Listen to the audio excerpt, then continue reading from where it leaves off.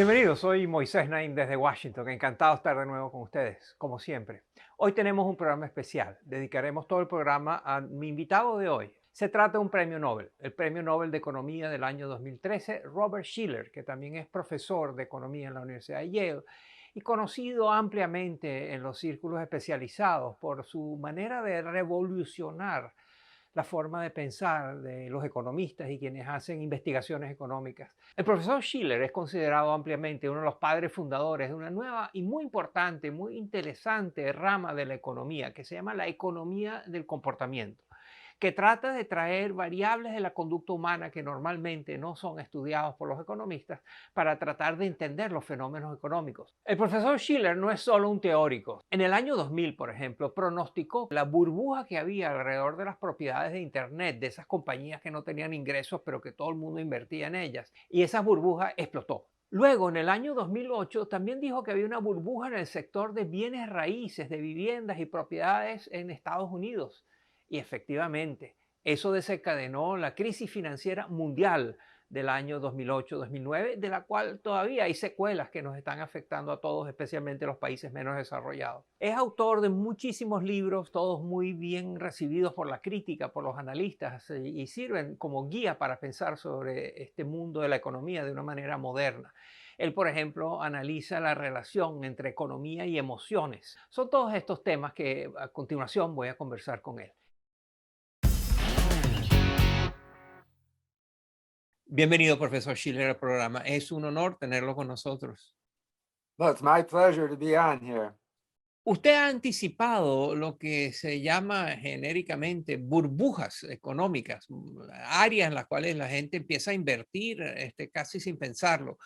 Explíquenos mejor qué es una burbuja económica. See, one thing about the term bubble, unfortunately, Verás, un tema con el término burbuja es que desafortunadamente sugiere algo que no debería. Sugiere que algo va a estallar algún día y desaparecerá por completo. Pero la mayoría de las burbujas no se comportan así. En lugar de burbuja preferiría hablar de una moda o de una epidemia de interés por parte de los inversores. Una burbuja es un fenómeno de contagio en el que los precios están subiendo y la gente se siente atraída por toda la conversación que esto genera. No saben bien qué creer, pero en algún momento piensan, bueno, esta es la experiencia humana, debo tomar riesgos en algún momento de mi vida. Siento que he esperado demasiado, pero que ahora puedo hacerlo. De modo que se trata de un estado emocional, pero que es compartido por millones de personas. No por todo el mundo, pero sí por mucha gente. Y eso es lo que lo hace una burbuja. not everyone, a lot of people, and that's what makes it a bubble. Entonces, utilizando esa definición y esa explicación que nos ha dado de lo que son burbujas, ¿usted cree que hay ahora burbujas importantes en el mundo que en algún momento se puedan explotar y causar daños económicos? So in that sense, I think that we are seeing En ese sentido, creo que estamos viendo burbujas en el mercado bursátil con mayor fuerza en los Estados Unidos. Creo que hay que tener cuidado con poner demasiado dinero en el mercado estadounidense. Vivimos en un mundo en el que tenemos medios de comunicación profesionales a los que les gusta exagerar historias. Les gustan los récords, así que lo que vemos es que se siguen registrando récords en la bolsa, y eso pone a la gente muy inquieta. Los lleva a pensar, ¿por qué no he invertido en esto? Simplemente sigue subiendo. Pero eso es un tipo de ilusión. También estamos viendo burbujas inmobiliarias en un número de países en los que los precios de las propiedades han ido aumentando y probablemente habrá una corrección del mercado en algún momento, no en un colapso de un día, pero sí en términos reales eventualmente. in real terms eventually. En el año 2009, usted escribió este libro, Espíritus Animales, cómo la psicología humana impulsa la economía y por qué es importante para el capitalismo global. ¿Qué es eso de espíritus animales? Explíquenos. The term animal spirits, I did a computer search for it. El término espíritus animales. Hice una búsqueda en mi computadora y lo remonté al latín spiritus animalis al año 200 antes de Cristo. Así que es un término que ha estado con nosotros por mucho tiempo. En esa época se refería a algo misterioso, a un espíritu que realza al cuerpo humano. pero ha llegado a significar un espíritu animador. Es algo que está en nuestros cerebros que nos alienta a hacer cosas, a salir y tomar acción. Cuando nos despertamos en la mañana y no tenemos ganas de salir de la cama, diríamos que nuestros espíritus animales están en un punto bajo. When you wake up in the morning and you don't feel like getting out of bed, you would say that your animal spirits are at low ebb. Cuando tomas una decisión para comenzar tu propia empresa, es entonces cuando tus espíritus animales están fuertemente elevados. Tanta gente ha intentado lanzar sus propios negocios y ha fallado. Y aún así uno piensa, pero yo sí puedo hacerlo. Puede que sea algo irracional, sin embargo ese es el sentimiento, y es un sentimiento que impulsa tanto las burbujas como los buenos emprendimientos. Bubbles as well as good entrepreneurship. En los últimos años, usted ha desarrollado un intenso interés por lo que se llama narrativas y ha insistido en que las narrativas pueden llegar a tener un rol muy importante en la comprensión de la economía y en la solución de algunos problemas económicos. Pero antes explíquenos qué es eso de una narrativa. ¿A qué se refiere? Well, the term narrative is a very old one as well. Bueno, el término narrativa es muy antiguo también. No es lo mismo que una historia. Es contar una historia de modo tal que añada algún significado, alguna lección moral o alguna interpretación de cómo funcionan las cosas. Por ejemplo, hay una narrativa sobre el colapso de la bolsa de valores en 1929 que dice que fue un fenómeno global que dio paso a la Gran Depresión y al ascenso de Benito Mussolini y Adolf Hitler. That narrative has had us talking about depressions ever since. Esa narrativa nos ha tenido hablando sobre recesiones económicas desde entonces. Volvió en el 2009 con la crisis financiera. Las personas pensaban que se trataba de otra gran depresión. Y luego esta narrativa regresó una vez más con la crisis del coronavirus. Me sorprendió que la gente pensara que estábamos ante otra depresión, pues la última depresión no fue causada por ninguna enfermedad como la COVID-19, pero sí había similitudes superficiales. La tasa de desempleo estaba aumentando, por ejemplo. Superficial similarities. The unemployment rate was going up. And above all, this edition of the Monitor confirms Estos cálculos confirman el impacto masivo de la COVID-19 en los mercados laborales durante el 2020. Esta ha sido la crisis más severa para el mundo laboral desde la Gran Depresión de 1930. Su impacto ha sido mucho mayor que el de la crisis financiera global de 2009. far greater than that of the global financial crisis of 2009. So that's how narratives are. For me, a narrative is Entonces, de eso se tratan las narrativas para mí. Una narrativa es a menudo una historia perenne, que dura años y años y que viene y va en oleadas tal como lo hace una epidemia. it comes and goes in waves, just like an epidemic does. Las narrativas pueden ser muy positivas, pero también pueden estar basadas en mentiras, en falsedades, en simplemente la manipulación. Eso lo estamos viendo mucho con lo que se llama fake news, las noticias falsas. ¿A usted no le preocupa que se esté utilizando todas estas narrativas para engañar a la gente? I think that we are unfortunately. Yo creo que lamentablemente estamos, especialmente en Estados Unidos, pero también en todo el mundo, ante una situación en la que existe una narrativa que dice que la prensa miente. En este momento en la historia, muchas personas creen que los medios simplemente inventan historias y persiguen a gente que odian para dañar su reputación. To besmirch their reputation. It's the enemy of the people. Son el enemigo del pueblo, nuestros medios. Es muy, muy peligroso lo que hacen. Dangerous what they do. Queremos a imprensa libre. Queremos una prensa libre, pero responsable. El diario Folha de Sao Paulo es la mayor fake news de Brasil. Fake news do Brasil. We live in a world where nobody knows what's going on.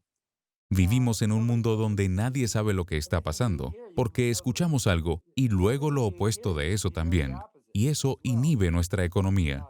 Entonces, no es algo para lo cual tenga una solución simple, pero es muy importante entender que vivimos nuestra vida como una narrativa. Uno se vuelve parte de una narrativa, y hay que idear maneras creativas de hacer esa narrativa más positiva. Las personas en posiciones de liderazgo deben pensar en narrativas que sean alentadoras. Narratives that they would be encouraging. Usted no es un economista tradicional.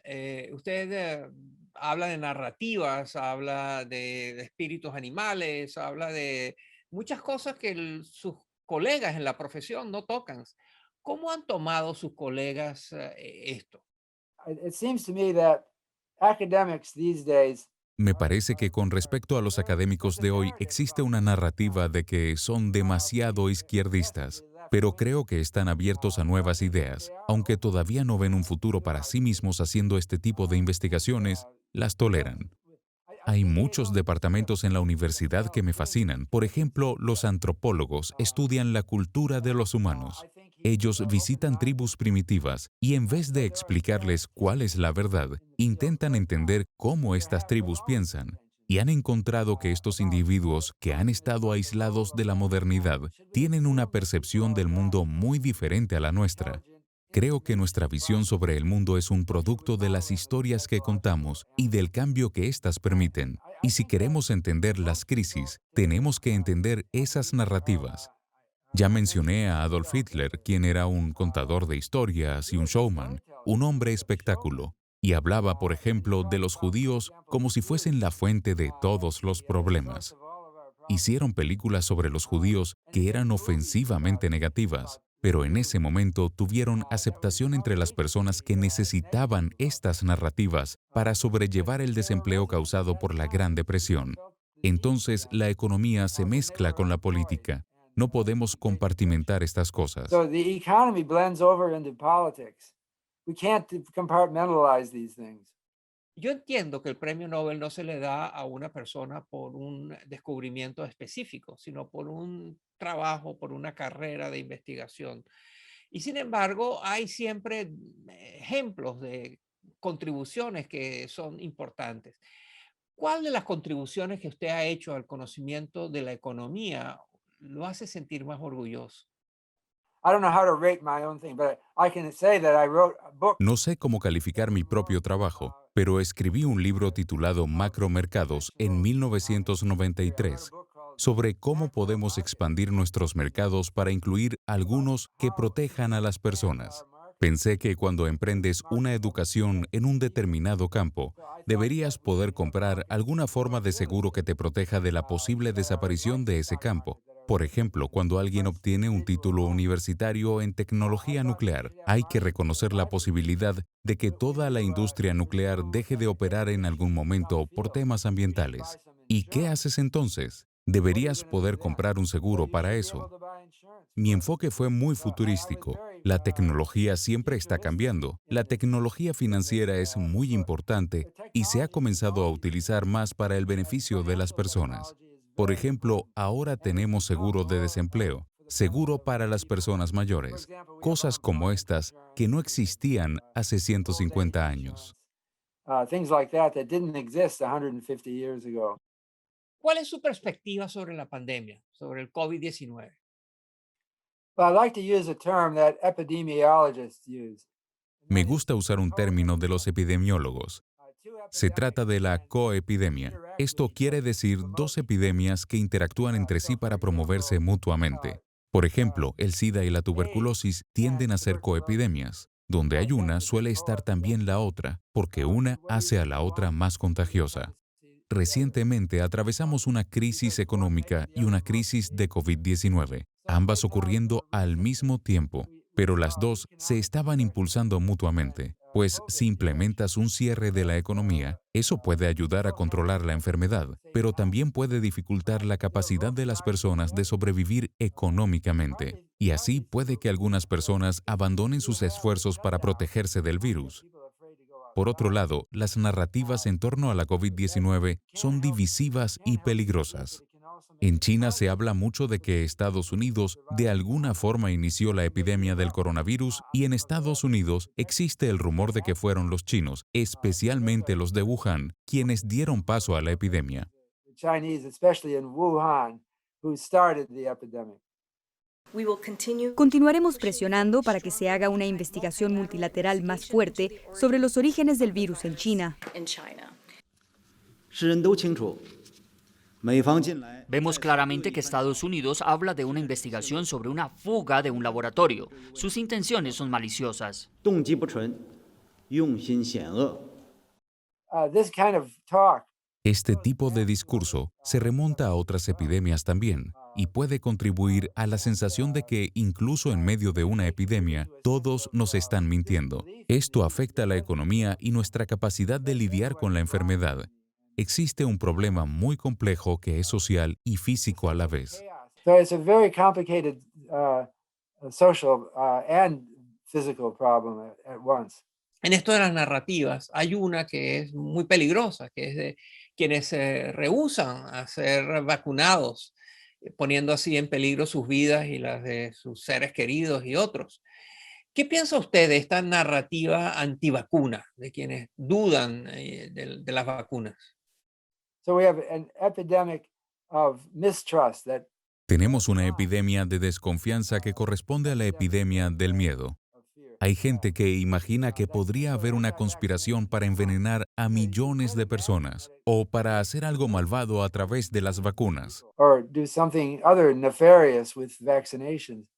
La campaña de vacunación es un experimento de transgénesis, lógicamente.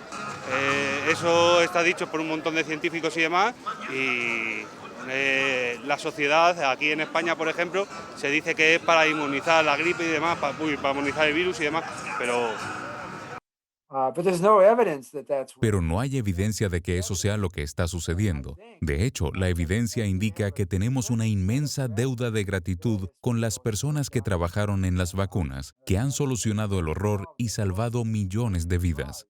Así que se trata de la mera presencia de la desconfianza como una narrativa, y eso está dañando nuestra habilidad de lidiar con este problema. to deal with this problem. Usted recientemente dijo que no era correcto pensar que las vacunas tenían que ser la solución a los problemas económicos que serían causados después de la pandemia. Elabore eso, por favor. And I did actually support Yo, de hecho, apoyé las campañas de información sobre las vacunas, pero eso no necesariamente arregla la economía. La historia de la COVID-19 se ha convertido en una historia de presuntas conspiraciones en contra del público. Eso está relacionado con la polarización de la sociedad en torno a líneas liberales y conservadoras de maneras que no me parecen sanas. Y eso está pasando en todo el mundo. is unhealthy, and that is all over the world. So it happened to coincide with Entonces, resultó coincidir con la COVID-19, pero puede que la polarización de la sociedad sea una epidemia aún más peligrosa.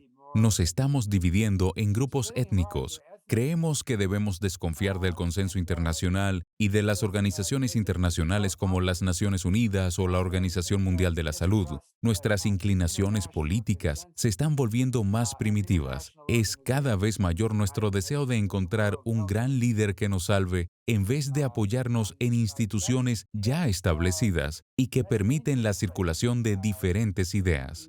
that allow floating of different ideas. En 20 años, ¿qué nación será más próspera? ¿China o Estados Unidos? I think we should be very pleased that the Chinese economy Creo que deberíamos estar muy contentos de que la economía china esté progresando como lo ha hecho. Desearía que hubiese una actitud más amigable entre ambos países. Al visitar China, me sorprende lo amables que son las personas allá. Cuando escucho a la gente en Estados Unidos hablar sobre China, parecen tan desconfiados.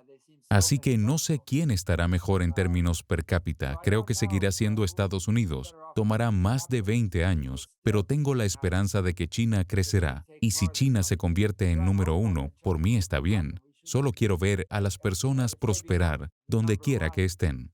prospering wherever they are. Robert Shiller, profesor de Economía de la Universidad de Yale, Premio Nobel de Economía del 2013 y uno de los economistas más respetados del mundo. Muchas gracias por estar con nosotros, profesor Shiller. Ha sido un honor. Thank you. My pleasure.